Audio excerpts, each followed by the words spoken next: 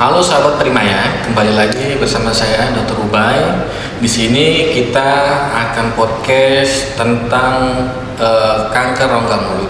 Di sini saya tidak sendirian, saya bersama dokter spesialis onkologi radiasi, Dr. Faujan. Silakan dok, perkenalkan diri. Ya, terima kasih. Selamat siang sahabat Primaya. Perkenalkan, nama saya Dr. Fauzan Herdian, spesialis onkologi radiasi. Saya berpraktek di Rumah Sakit Primaya Bekasi Barat.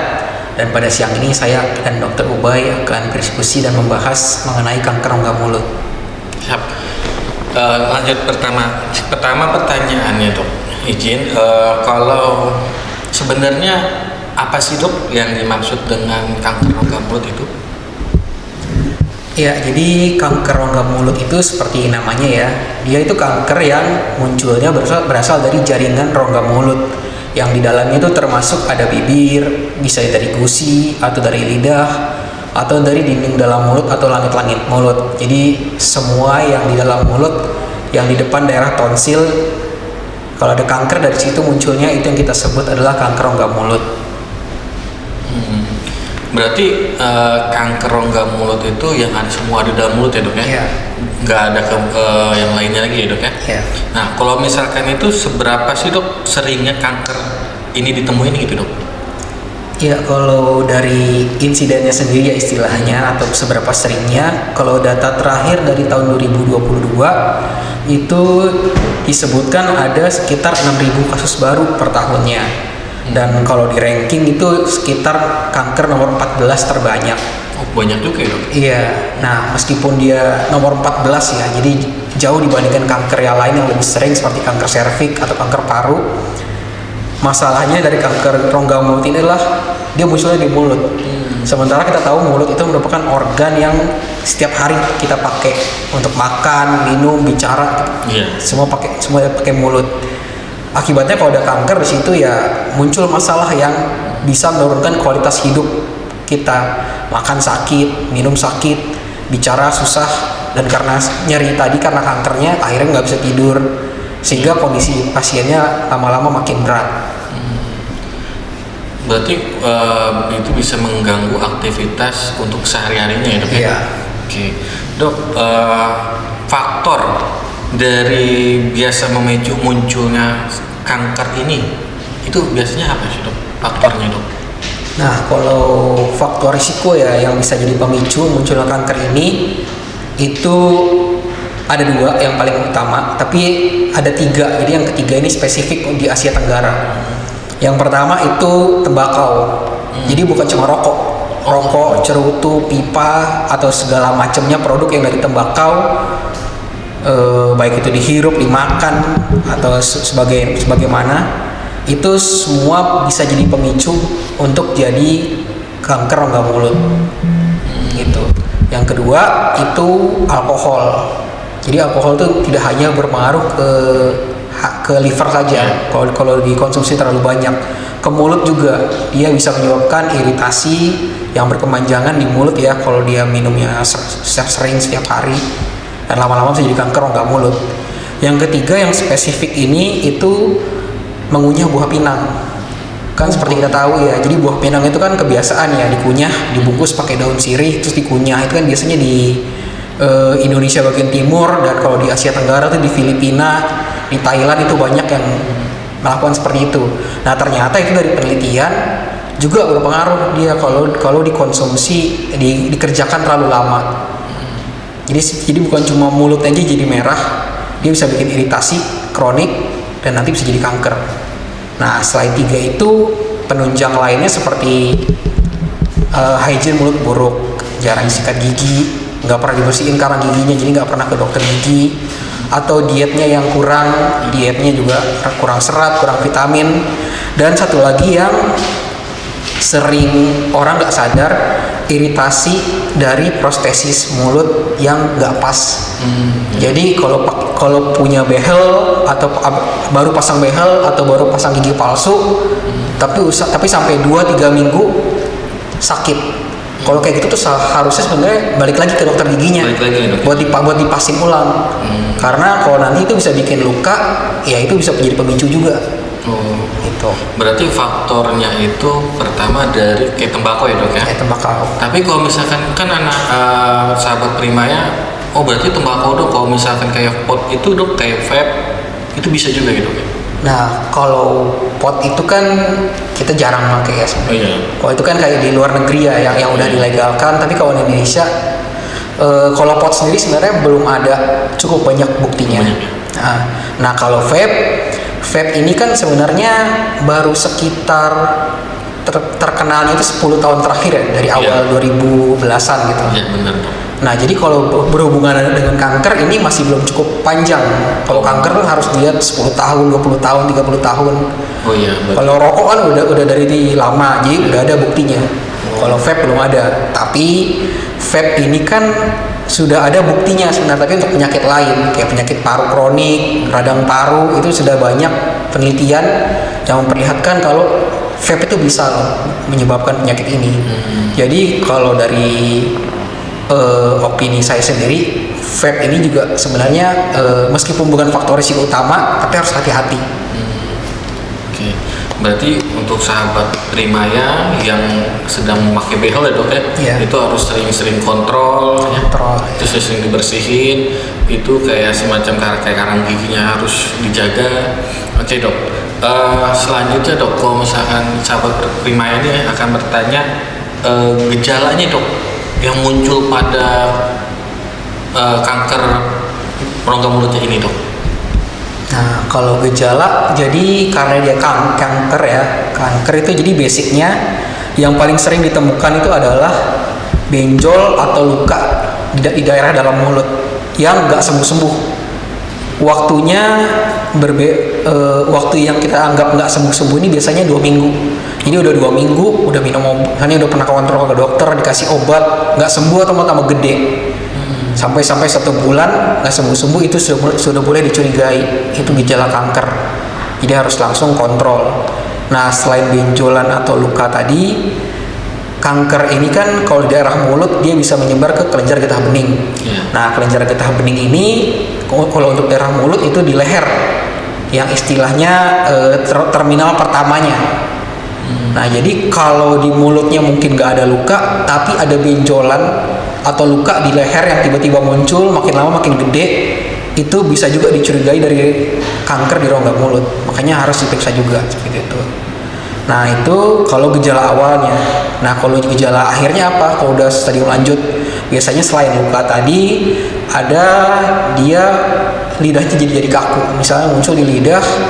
Kalau pada stadium akhir nanti lidahnya sudah mengeras karena sudah diinfiltrasi kanker semua. Atau bisa juga mulutnya mengalami trismus yang kita sebut. Itu mulutnya nggak bisa ngebuka karena kankernya sudah menjalar ke rahang, seperti itu.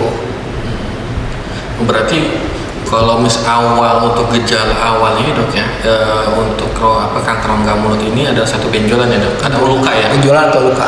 Benjolan atau luka itu bisa berdarah atau tidak ya dok? Bisa berdarah, bisa enggak. Bisa. Tapi biasanya sih berdarah. Biasa berdarah ya dok ya. Oke. Terus selanjutnya dok, kalau misalkan sahabat Primaya ini bertanya masalah untuk langkah awal dok, kalau misalkan wah ini saya ada benjolan gitu dok di daerah mulut dan kadang-kadang di leher ada benjolan juga, itu langkah pertamanya apa dok? Oke, yang pertama pasti ke dokter dulu ya. Tergantung gejalanya.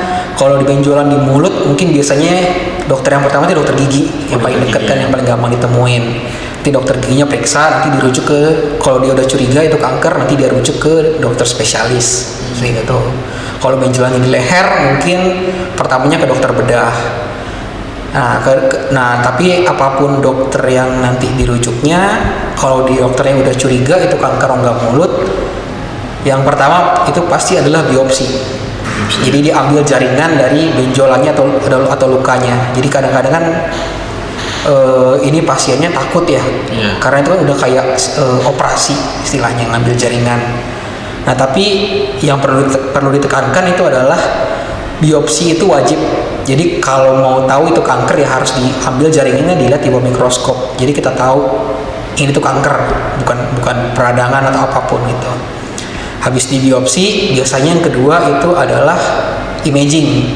Jadi diambil gambarnya dalam tubuhnya, dilihat daerah mulutnya, dan dilihat daerah lehernya. Jadi sudah seberapa besar ukurannya, sudah menjalar kemana-mana, apakah sudah kena saraf, apa sudah kena pembuluh darah, seperti itu. Imaging ini bisa dari CT scan atau bisa MRI. Meskipun SOP sekarang tuh lebih prefer ke MRI karena gambarnya lebih akurat. Tapi kalau di daerah yang MRI-nya mungkin belum ada atau ngantrinya panjang, biasanya bisa CT scan cukup. Nah, sudah ada biopsi, sudah ada imaging, baru kita bisa menentukan nanti stadium. Ini stadiumnya kan kita tahu stadium 1 sampai 4. Yeah. Stadium 1 sampai 2 itu kita sebut stadium awal. Jadi kankernya ukurannya masih belum terlalu besar dan dia belum menyebar kemana-mana. Stadium 3 itu kita sebut stadiumnya lokal lanjut. Jadi dia udah menyebar ke luar daerah awalnya. Jadi kalau dari lidah misalnya sudah merambat ke gusi, dari gusi misalnya sudah menyebar ke rahang, seperti itu. Ya, stadium 4 itu yang kita sebut metastasis. Jadi sudah menyebar jauh dari tempat asalnya, dari mulut misalnya bisa ke paru atau bisa ke otak, seperti itu. Oke, Sobat Primaya, untuk kita bisa bagaimana langkahnya kalau misalkan terjadi ada benjolan atau ada luka pada mulut, langkah pertama berarti kita ke dokter gigi dulu ya, Dok ya? Dokter gigi atau dokter bedah? Atau dokter bedah. Lalu sehabis itu nanti baru dokter spesialis onkologi yang melanjutkan untuk kayak biopsi gitu ya, Dok ya? Yeah. Langkah pertamanya. Oke, Dok, untuk saat ini pilihan terapi bila didiagnosa kanker rongga mulut itu apa ya, Dok? Nah, untuk pilihan terapi itu sama seperti kanker lain, pilihan terapi ada 3. Bisa operasi, bisa radioterapi, bisa kemoterapi. Untuk kanker rongga mulut ini yang membedakan adalah stadiumnya. Nah, jadi kalau untuk operasi ini adalah pilihan terapi pertama. Jadi kalau di stadium awal atau stadium lokal lanjut, kalau dia masih bisa dioperasi, ya prefer dioperasi dulu, diangkat kankernya. Operasinya ini biasanya meliputi yang pertama, jadi tumornya diangkat dan jaringan sekitar tumor juga diangkat. Jadi untuk melihat apakah dia sudah merambat secara mikroskopis. Yang kedua itu rekonstruksi. Jadi karena mulut ini adalah termasuk daerahnya sempit ya, karena ada banyak jaringan, banyak otot. Jadi kadang-kadang dokternya harus ngebuka kulit, ngebuka rahang supaya kankernya bisa diakses. Nah, jadi setelah tumornya diangkat, baru nanti direkonstruksi di operasi yang sama supaya memperbaiki fungsi jaringan yang diangkat tadi. Yang ketiga itu diseksi kelenjar getah bening. Nah, tadi sudah dibilang bahwa dia bisa menyebar ke daerah leher. Jadi kelenjar yang di leher juga diangkat di operasi itu. Setelah dilakukan 3 tahapan ini di operasinya, baru nanti akan diperiksakan ke patologi. Nanti patologi ngelihat secara mikroskopik apakah tumornya sudah bersih atau masih ada sisa. Kalau masih ada sisa, baru masuk ke terapi yang kedua, radioterapi. Nah, radioterapi ini kita adalah terapi menggunakan sinar energi tinggi. Gunanya apa? Supaya kalau ada sisa-sisa tumor, baik itu mikroskopik atau makroskopik ya, itu kita bisa membersihin, jadi dia nggak tumbuh lagi. Jadi fungsinya sebagai penunjang dari operasi atau kita sebut adjuvan. Nah, tapi bisa juga radioterapi ini jadi terapi utama kalau pasiennya yang memang tidak fit untuk operasi. Misalnya usianya sudah tua atau banyak penyakit penyerta yang membuat dia resiko tinggi meninggal waktu dioperasi, atau malah kankernya sudah sangat luas. Jadi kalau dioperasi justru lebih banyak kerugiannya buat pasien. Jadi terpaksa dia hanya di radiasi saja. Radiasi ini juga bisa kita kombinasi sama kemoterapi. Jadi kita kemoterapi dosis rendah sekali seminggu selama radiasinya kita kasih tiap hari kan, 5 kali seminggu. Nah, tiap 5 kali radiasi itu berarti kita kemo sekali. Gunanya kemoterapi dosis rendah ini adalah supaya kankernya jadi melemah.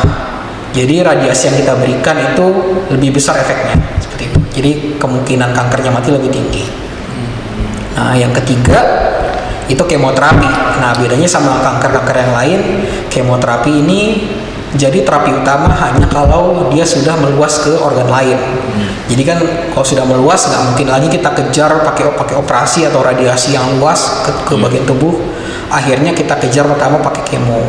Radiasinya hanya kita berikan kalau ada keluhan yang sangat berat di lokasi kankernya tersebut. Misalnya dia menyebar ke tulang, bikin tulangnya sakit, tulangnya kita radiasi. Tapi setelah tulang kita radiasi, tetap harus di kemo seperti itu. Oke, kebetulan sekali sahabat Primaya di sini di Primaya Bekasi Barat ini untuk tindakan kayak operasi sudah ada dan kita baru buka, iya dok ya, radioterapi ya dok ya. Kita baru buka radioterapi ya, mungkin bisa jadi untuk penunjang ke depannya. Oke, dok, untuk ini dok, untuk sahabat Primaya kalau bisa bertanya ada screening khususnya nggak dok untuk kanker rongga mulut ini? Untuk screening sendiri ya, memang belum ada yang khas seperti kayak kanker serviks kan ada screening khasnya pap smear atau IVA. Jadi belum ada luka pun kita udah bisa tahu ini kanker atau bukan. Nah, jadi yang bisa sahabat Primaya lakukan itu setahun 2 kali kontrol ke dokter gigi. Jadi bukan cuma untuk bersihin karang gigi juga, dokter giginya nanti akan lihat bagaimana kondisi mulutnya. Karena beberapa kanker rongga mulut itu sebelum dia berubah jadi benjol atau berubah jadi luka itu dia ada tahapan yang namanya lesi prakanker. Jadi dia nggak berbentuk luka, nggak berbentuk benjol, tapi gambaran dalam mulutnya berubah. Contohnya mulut ini kan kita warnanya pink biasanya ya. Ini justru dia berubah jadi putih. Bagian dalam mulut berubah jadi putih atau berubah jadi sangat merah atau jadi bintik-bintik. Jadi seperti ada bercak-bercak pucat. Jadi dia seperti belang-belang bagian dalam mulutnya. Itu contoh-contoh lesi prakanker. Lesi prakanker ini dia ada risiko tiap tahunnya sekitar 10-15% berubah jadi kanker. Nah, jadi itu dokter gigi biasanya udah tahu gambaran itu. Jadi kalau dia ketemu seperti itu, dia bisa intervensi awal sebelum jadi kanker. Seperti itu. Terus kalau misalkan orang kan banyak nih dok, misalkan sahabat Primaya yang rokok ya dok ya, itu kan rada hitam gitu dok, itu bisa kedetek juga dok? Bisa ya. Jadi meskipun hitam ini kan sebenarnya diskolorasi ya, perubahan warna karena dari tembakaunya yang dihirup. Nah, tapi selain itu dia bisa juga mengubah jadi yang seperti tadi lesi prekanker tadi. Jadi hitam itu belum tentu lesi prakanker, tapi itu sudah jadi tanda-tanda buat dokter giginya melihat nanti. Itu berarti tandanya itu kayak semacam kayak putih ya dok ya? Ya, jadi putih-putih. Oke. Nah dok, sahabat Primaya bertanya kalau misalkan ini pencegahan ini dok, untuk pencegahan tidak terjadi kanker rongga mulut itu apa ya dok? Nah, pencegahan ya kita tinggal menghindari yang faktor risiko tadi, jadi tembakau, alkohol, atau vape tadi ya kemungkinan vape, dan yang kebiasaan mengunyah buah pinang ini. Makanya edukasi dari nakes ke ke general public istilahnya, ke masyarakat awam itu sangat penting. Jadi mereka bisa menghindari faktor risiko ini. Yang kedua, yang paling penting yaitu perbaiki hygiene mulut. Hygiene mulut. Yang ketiga itu yang paling penting untuk semua kanker, pola hidup sehat. Olahraga rutin, diet sehat dan seimbang, cukup tidur, kelola stres dan hindari rokok. Ada 5 itu. Oh, berarti 5 itu aja dok. Oke. Dok, misalkan dok, misalnya ada sahabat Primaya, misalkan dia itu takut dok dioperasi dok, cuman kalau mau langsung di radioterapi itu bisa dok? Itu adalah tergantung stadium ya. Jadi stadium awal memang paling bagus operasi. Karena kalau masih stadium awal, kankernya masih lokal, belum menyebar kemana-mana. Kalau operasi dia bisa mengoperasi hanya di situ saja. Sedangkan kita kalau radiasi itu kan konsepnya lokal dan regional. Jadi pasti daerahnya lebih luas. Ya tapi kalau memang pasiennya nggak bisa sama sekali misalnya, nanti kita akan adakan yang namanya ya tumor meeting. Iya. Jadi dokter onkologinya nanti termasuk saya dari onkologi radiasi, kita meeting apa yang terbaik untuk pasiennya. Misalnya meskipun di stadium awal tapi dia nggak mau dioperasi misalnya, atau nggak bisa dioperasi. Ya bagaimana? Apakah kita mau radiasi saja gitu nanti? Apa setelah radiasi? Apa dilanjutkan dengan kemoterapi atau observasi saja? Di situ nanti kita tentukan. Makanya jadi terapi kanker itu adalah terapi multidisiplin. Jadi nggak mungkin satu dokter selesai. Pasti ada banyak dokter yang bekerja sama supaya kita terapinya komprehensif. Karena kalau terapinya tidak komprehensif, cuma dapat terapi yang setengah saja, setengah jalan, terus dianggap sudah selesai gitu, ya kankernya akhirnya nanti bisa balik lagi. Dan itu juga merugikan ke pasien, bukan cuma ke kesehatan, tapi juga ke finansial. Karena seperti kita tahu, terapi kanker itu mahal. Oh iya, bener dong. Pasti mahal, radioterapi lumayan mahal ya. Iya. Oke, sahabat Prima ya, untuk kita bisa terhindar dari kanker rongga mulut, itu yang tadi dokter bilang ya dok ya. Pertama, satu, jaga kebersihan higienis kita. Terus kebiasaan hidup sosialnya, misalkan kayak merokok ya dok ya. Terus juga minum minuman keras yang terlalu berlebihan, nge-vape, apalagi zaman sekarang ya dok, lagi banyak nge-vape, pot itu bisa juga memicunya. Sama makanan inang itu ya dok ya? Iya, buah pinang. Buah pinang itu. Lalu kalau misalkan memang ada terjadi benjolan atau luka pada daerah mulut, maka segeralah kita ke dokter gigi atau dokter bedah ya dok ya. Langsung kita untuk screeningnya. Oke, dok. Nah, kalau misalkan ada yang mau konsul ke dokter nih, dokter di praktek di mana dok? Prima Bekasi Baratnya itu jam berapa dan hari apa dok? Iya, saya praktek di Rumah Sakit Primaya Bekasi Barat ya. Itu polinya kita dari jam 9 sampai jam 3. Biasanya kita karena radioterapi, karena sebagai penunjang, jadi kita biasanya dapat rujukan tuh dari dokter yang sebelumnya, bisa dokter bedahnya atau dokter giginya. Jadi kita nggak dapat langsung gitu. Oh, nggak bisa langsung ya? Iya, nggak bisa langsung. Harus ada rujukan dari dokter giginya atau dokter bedahnya. Jadi dan dengan hasil biopsi yang menyatakan ini adalah kanker gitu. Iya. Karena terapi radiasi ini memang 99% itu hanya untuk kanker. Untuk kanker ya. Kalau bukan kanker ya nggak bisa diradiasi. Iya benar. Iya.